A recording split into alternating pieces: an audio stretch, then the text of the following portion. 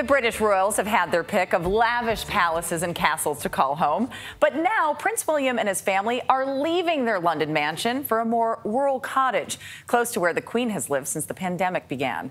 Ramy Inocencio is in Windsor this morning with the details on this modest little countryside home. Ramy?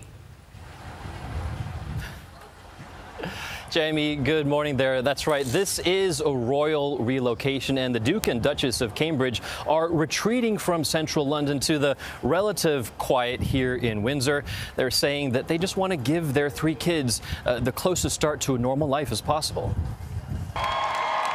But being in the most famous royal family in the world, that won't be easy. Seen with the Queen Elizabeth II for her Platinum Jubilee in June, the Cambridges were center stage for the iconic Buckingham Palace balcony shot beamed worldwide.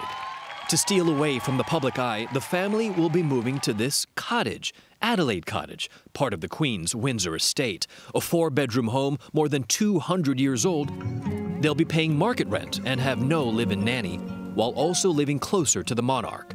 Roy Nicka is the royal editor of the Sunday Times. I think, every big decision that happens in terms of the monarchy, William and his father are involved. So I think having that proximity, being able to see the Queen much more easily, more frequently, a few times a week rather than once a week, is going to be great for both of them. William and Kate will also be closer to Harry and Meghan if they should visit and stay at nearby Frogmore Cottage, their UK home. Will and Kate will keep their 20-room home at Kensington Palace as their official residence, together with their 10-bedroom manor in Norfolk, Anmer Hall.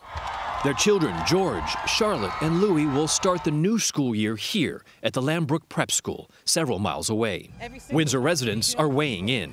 So I think it's great that they're coming back to Windsor where it feels like they belong to me. So yeah, it's lovely news.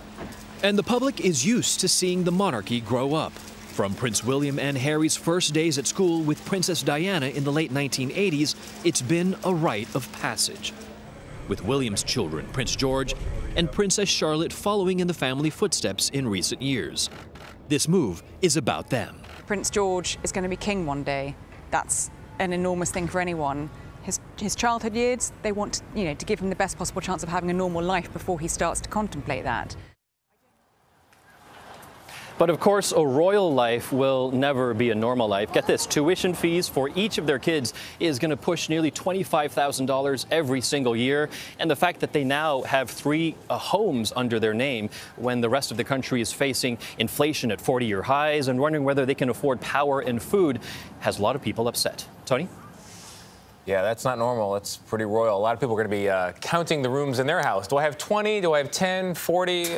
Not sure. Ramy Inocencio in Windsor for us. Ramy, thank you very much. Yeah, it's all relative, I suppose, what modest is. We got to put normal in quotes. Yeah. I just like they'll be closer to grandma. And Kate's parents live nearby, too. Oh, is that right? Yep. Okay. But David, on that level, it is 100% normal, right? It's just people and family. Yeah, next door to grandma.